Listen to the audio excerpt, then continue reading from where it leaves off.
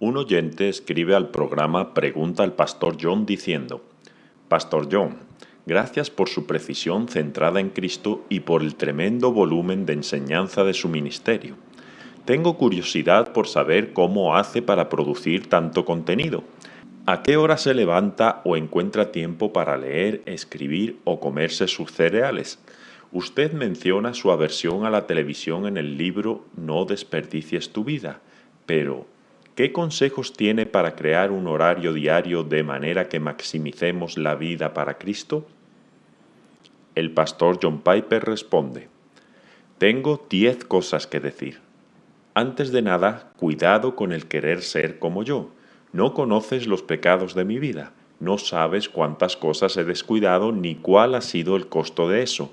La pregunta real es cómo ser el tú más pleno, centrado en Dios, exaltador de Cristo, bíblico, amoroso, humilde promotor de misiones, buscador de la justicia y servidor de otros que puedas.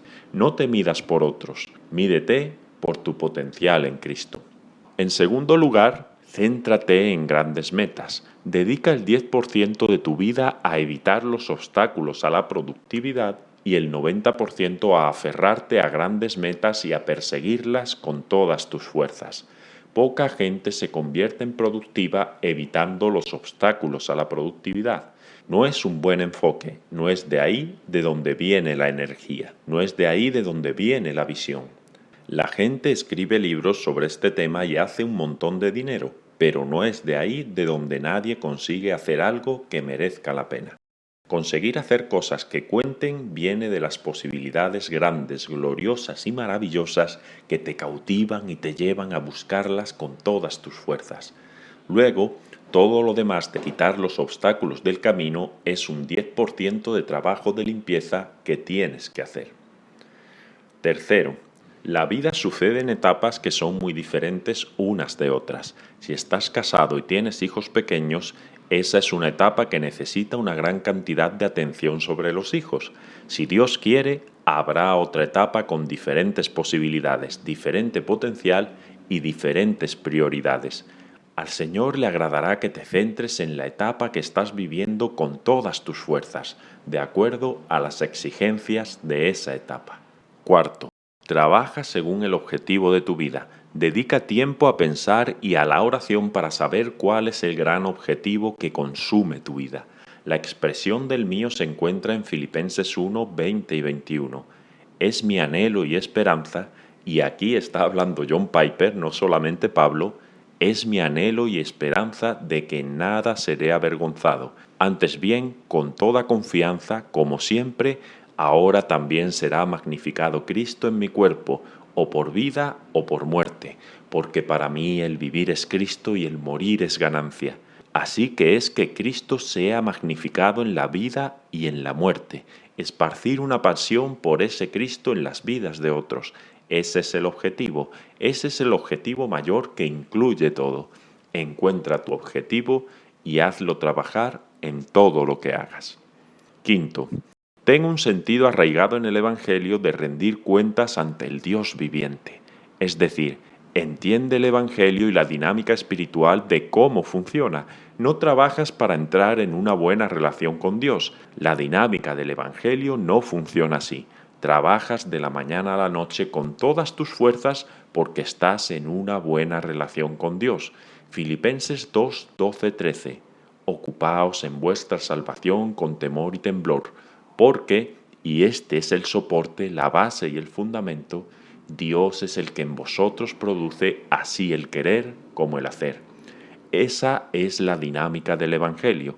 Por la gracia de Dios soy lo que soy, y su gracia no ha sido en vano para conmigo. Antes he trabajado más que todos ellos, pero no yo. La gracia de Dios ya había tomado residencia en mí y estaba trabajando en mí. Ver 1 Corintios 15:10. Y si te equivocas en este orden, puedes llegar a hacer mucho en la vida e ir directo al infierno con todos tus libros y tus edificios. Permite que el Señor Jesús intensifique el sentimiento de rendir cuentas en el último día con la parábola de los talentos. Mateo 25, 14 al 30. Él dio a una persona 5, a otra 2 y a otra persona le dio un talento. vino a llamar cuentas, y la persona con uno escuchó estas terribles palabras: siervo malo y negligente. Mateo 25-26. Yo no quiero escuchar esas palabras, no quiero hacerlo. Quiero experimentar lo opuesto, la contrapartida de esas palabras que se encuentra en Lucas 12:42. ¿Quién es el mayordomo fiel y prudente el cual su señor pondrá sobre su casa? A menudo pensaba en esas palabras cuando era pastor. Estaba sobre una casa para darles su ración a su tiempo, como dice en Lucas 12:42. Bienaventurado aquel siervo al cual, cuando su señor venga, le halle haciendo así. Lucas 12:43. Cuando estaba sentado preparando mis mensajes, escribiendo algo o dirigiendo a mi familia en el devocional, decía: ven ahora, Señor Jesús, y me encontrarás haciéndolo. Eso es lo opuesto al siervo malo y negligente, que enterró tu talento, Señor, y no hizo nada con él. Ese es el consejo número 5. 6. Añade a tu sentimiento de rendir cuentas a Dios un sentimiento de urgencia. Nos es necesario hacer las obras del que nos envió entre tanto que el día dura. La noche viene cuando nadie puede trabajar. Juan 9:4 o Efesios 5:15 y 16. Mirad pues con diligencia cómo andéis, no como necios, literalmente redimiendo el tiempo porque los días son malos. O Colosenses 4:5. Andad sabiamente para con los de afuera, redimiendo el tiempo. Hay una urgencia en esto. Los días son malos y la noche viene. 7. Haz lo que hagas con todo el corazón. Deja la apatía. Hay mucha gente que se arrastra por la vida haciendo lo que hacen con apatía, con la mitad de su energía. Si merece la pena hacerlo, entonces merece la pena hacerlo con toda el alma. Y Eclesiastés 9:10 dice: todo lo que te viniera a la mano para hacer, hazlo según tus fuerzas. La resolución de Jonathan Edwards probablemente tuvo más impacto sobre mí en los últimos 30 años que cualquier otra cosa que dijera, al menos en sus resoluciones, cuando dijo: resuelvo vivir con todas mis fuerzas mientras viva. Resolución número 6. Esas palabras me atraparon hace mucho tiempo. Pensé: oh sí, Señor. Lo opuesto de esto es la palabra que se usa 14 veces en el libro de Proverbios: perezoso. ¿No es una palabra fea, perezoso? 14 veces. ¿Y qué es un perezoso? Proverbios 24 dice: el perezoso no hará a causa del invierno, pedirá pues en la siega y no hallará. No quieras ser un perezoso. 8. Persistir, persistir y persistir. Con muchos golpes se hace caer un gran árbol. Eso es muy importante porque nos desanimamos rápidamente cuando damos 1000 golpes y el árbol todavía no ha caído. Acabo de terminar de escuchar Robinson Crusoe y puedes pensar: ¿qué es esto? ¿Qué hace John Piper escuchando una novela para adolescentes? Nunca he escuchado algunos de esos clásicos, así que los estoy escuchando. Robinson Crusoe, náufrago en una isla, solo, quiere escapar y necesita un bote. La tierra firme está a 45 millas. Puede que haya caníbales allí y no está seguro de querer ir, pero necesita un bote. No tiene otra cosa que hacer, así que se pone a construir un bote. Encuentra un árbol. El árbol tiene 5 pies y 10 pulgadas de grosor en la parte de abajo, y él tiene un hacha. Le lleva 22 días cortar el árbol, 14 días más cortarle las ramas, y 1 año y medio terminar el bote con el hacha. Yo cortaría el árbol durante 1 día o 2 y diría: este árbol no va a caer, lo dejo, voy a trabajar en un árbol más pequeño. Así que esa es la clave.